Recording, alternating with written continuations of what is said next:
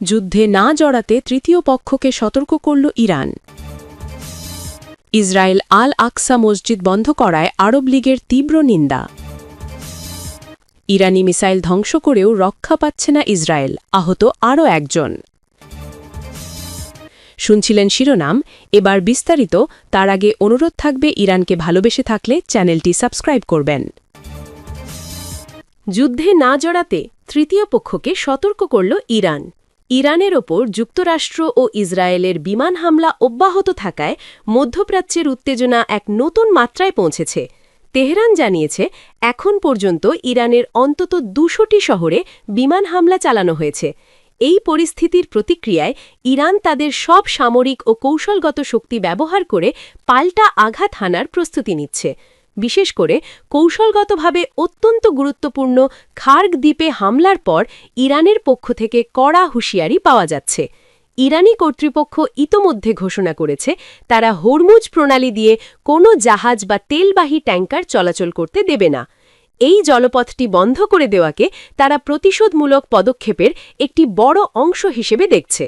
তেহরানের পক্ষ থেকে বলা হচ্ছে, এই সংকটে যদি তৃতীয় কোনো দেশ সরাসরি জড়িয়ে পড়ে বা প্রতিপক্ষকে সহায়তা করে, তবে তাদেরও চরম পরিণতির মুখোমুখি হতে হবে। ইরানের এই কঠোর অবস্থান মূলত প্রতিবেশী দেশ ও আন্তর্জাতিক মহলের প্রতি একটি আগাম সতর্কবার্তা।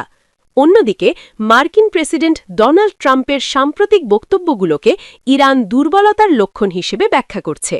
বেইজিং সফর এবং মিত্রদের প্রতি ট্রাম্পের আহ্বানের প্রেক্ষাপটে তেহরান তাদের সামরিক অলঙ্কার আরও তীব্র করেছে। ইরানের নীতি নির্ধারকরা স্পষ্ট করেছেন যে তারা কেবল রক্ষণাত্মক অবস্থানে সীমাবদ্ধ না থেকে পাল্টা সামরিক পদক্ষেপের ছক সাজাচ্ছেন এবং যে কোনো ধরনের বিদেশি হস্তক্ষেপের বিরুদ্ধে কঠোর ব্যবস্থা নিতে তারা বদ্ধপরিকর।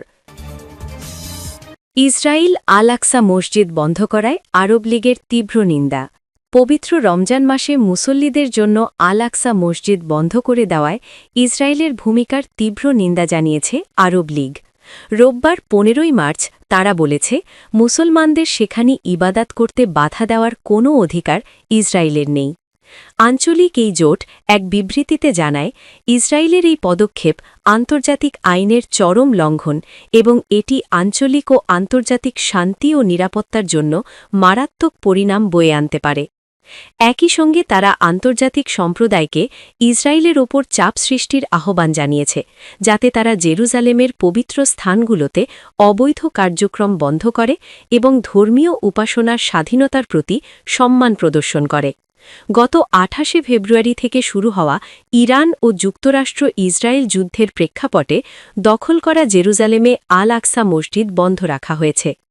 অন্যদিকে দখল করা পশ্চিম তীরের ইব্রাহিমী মসজিদে মাত্র ৫০ মুসল্লিকে নামাজ আদায়ের অনুমতি দেওয়া হয়েছে। এমন পরিস্থিতিতে আরব লীগ এ বিবৃতি দিল।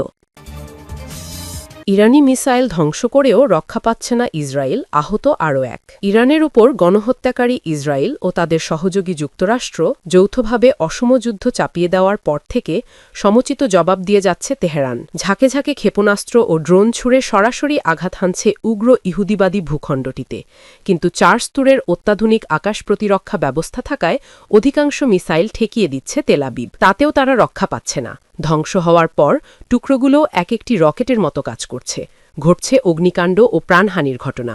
এতে সংঘাতের ১৭তম দিন সোমবার ১৬ই মার্চ নতুন করে আরও এক ইসরায়েলি আহত হয়েছে। ইসরায়েলি সংবাদমাধ্যমের প্রতিবেদন অনুযায়ী ইসরায়েলের একটি প্রতিহত করা ক্ষেপণাস্ত্রের ধ্বংসাবশেষ মধ্য ইসরায়েলের বেশ কয়েকটি স্থানে আঘাত এনেছে। ইসরায়েলি চ্যানেল 12 জানিয়েছে, তেলাবিভের কাছে সোহাম, রিশান এজিয়ন, লোদ এবং নেসজিওনা শহরে ক্ষেপণাস্ত্রের খণ্ডাংশগুলো পড়েছে।